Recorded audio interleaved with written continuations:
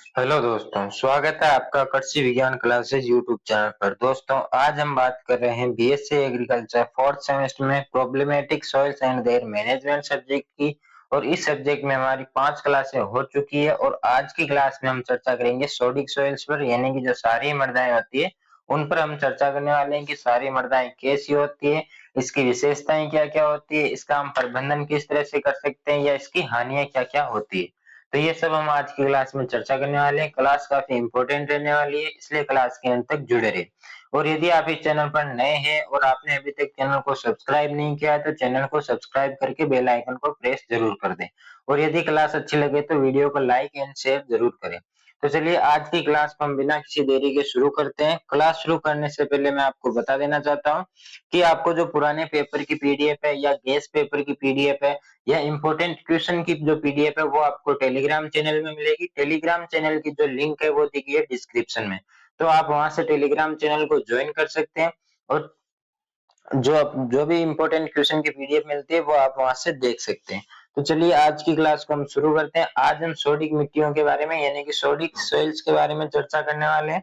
तो सबसे पहले हम इसकी डेफिनेशन की बात करते हैं कि जो लवणीय मिट्टी ऐसी मिट्टी होती है, यानी कि यहाँ पे क्षारीय मिट्टी है। क्षारीय मिट्टी ऐसी मिट्टी होती है जिसकी संतृप्ति निष्कर्षण की चालकता यानी कि जो इलेक्ट्रिसिटी कंडक्टिविटी जो होती है, विद्युत चालकता जो होती है वो 4 डेसीमीटर से कम होती है। और इसकी ईएसपी यानी कि एक्सटेम्बल सोडियम प्रतिशतता जो होती है वो 15% से अधिक होती है। और इसका जो पीएच होता है वो 8.5 से 10 पर, जो पीएच होता है वो 8.5 से 10 तक होता है, यानी इसके बीच में होता है। वो होती है सोडिक सॉइल या क्षारीय मृदाएं जिन्हें हम कहते हैं। ये इसकी परिभाषा होती है। परिभाषा आपसे पूछी जा सकती है, एक परिभाषा आपसे जरूर पूछी जाएगी, भले वो अम्लीय मृदा की पूछी जाए या भले वो लवणीय मृदा की पूछी जाए या क्षारीय मृदा की पूछी जाए, आपको एक परिभाषा आपको जरूर पूछी जाएगी, इसलिए आपको अच्छे से याद कर लेना है। मिट्टी में यानी इसका फॉर्मेशन देखते हैं कि मिट्टी में कैल्शियम और मैग्नीशियम मुख्य केटाइन होते हैं। जब अतिरिक्त घुलनशील लवण जमा हो जाते हैं तो सोडियम मिट्टी में प्रमुख केटायन बन जाता है और लवणीय सोडिक मिट्टी का निर्माण होता है।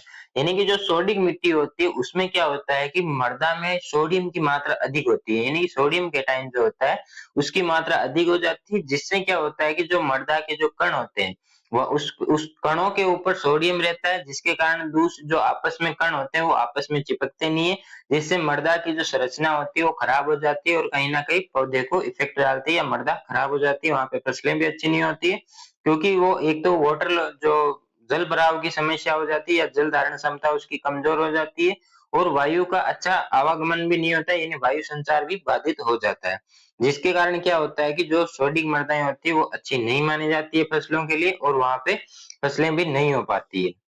और यहाँ पे फॉर्मेशन किस तरह से होता है कि जो कैल्शियम और मैग्नीशियम होता है ये मुख्य केटायन होते हैं, लेकिन जल भराव के कारण क्या होता है ये जल के साथ घुलकर नीचे के संस्तरों में चले जाते हैं और ऊपर की जो उपमृदा होती है उसमें क्या होता है कि जो सोडियम होता है, सोडियम केटायन जो होता है वो कणों पर चिपका रहता है और ये मृदा की संरचना को खराब करता है।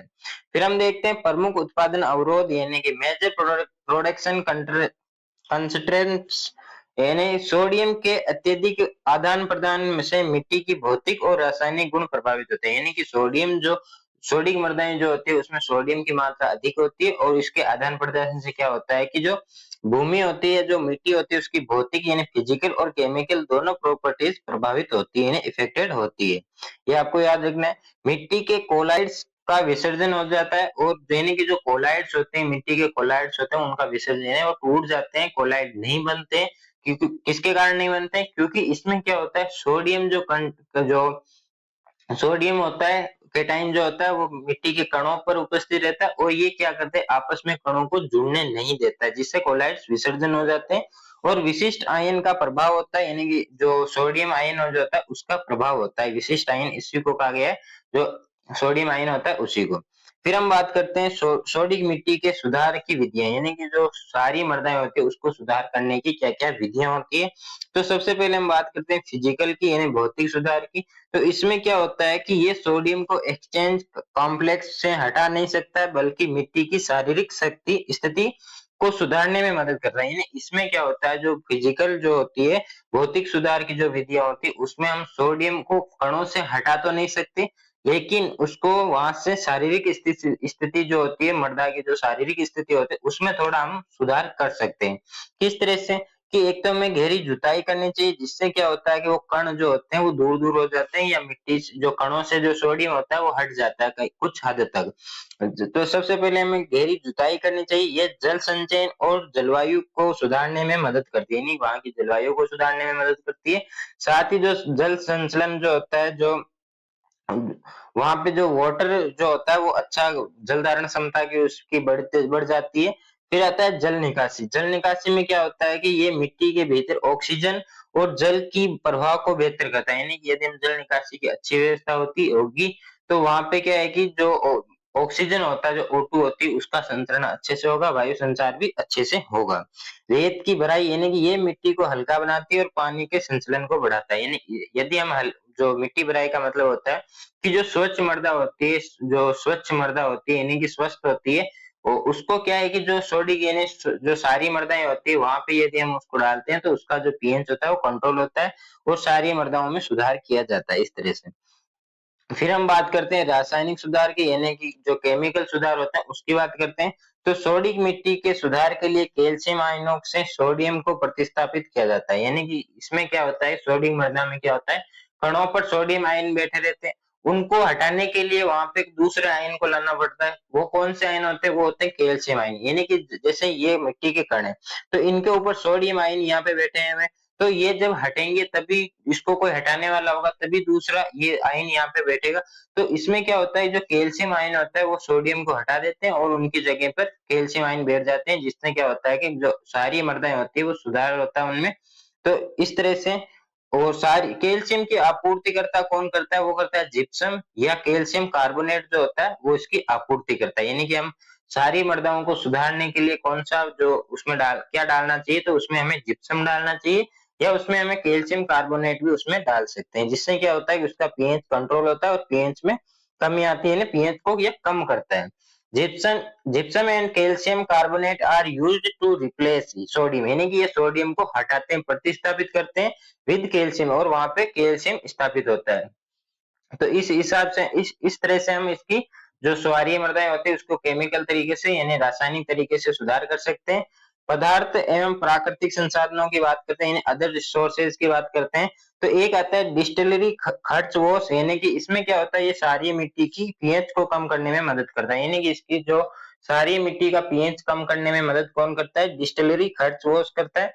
और एक होता है पल्प एंड पेपर मिल उत्सर्जन, यानी कि जो पेपर मिल होते हैं जहाँ पे कागज वगैरह जो बनते हैं उससे जो उत्सर्जन जो निकलता है, अपशिष्ट जो निकलता है, इनका सही तरीके से यदि हम उपयोग करते हैं तो ये भी सारी मृदाओं के सुधार में लाभकारी होता है। इसके बाद अगला हम बात करते हैं फसल चयन की, यानी क्रॉप चॉइस की। तो सबसे जो सारी मृदाएं होती है उसमें एक फसल ऐसी होती है वो अच्छे से होती है, वो होती है चावल, यानी राइस जो होती है वो सोडिक मिट्टी में बेहतर उगता है, क्योंकि ये जल भराव सहन कर सकता है और सोडियम के प्रभाव को भी कम कर सकता है। यानी कि जो जो चावल होता है, जो राइस होता है, वो जल भराव को सहन करता है और इसमें क्या होता है, ये सोडियम का जो प्रभाव होता है उसको भी ये कम कर देता है। इसलिए हमें जो सारी मृदाएं होती है उसमें चावल उगाना चाहिए, ये पीएच को भी कंट्रोल करता है या सारी मृदाओं के सुधार में भी लाभदायक है, यानी उसको सुधारता भी है।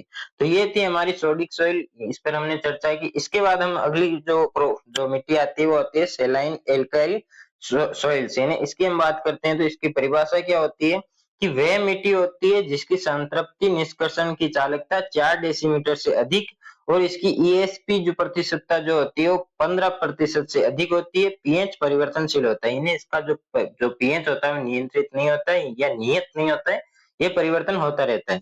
सामान्यतः इसको 8.5 से अधिक रहता है, जो एक्सचेम्बल सोडियम और घुलनशील लवणों के सापेक्ष मात्रा पर निर्भर करता है। जब मिट्टी में एक्सचेम्बल सोडियम का प्रभुत्व होता है तो पीएच 8.5 से अधिक होता है, और जब मिट्टी में घुलनशील लवणों का प्रभुत्व होता है तो पीएच 8.5 से कम होता है।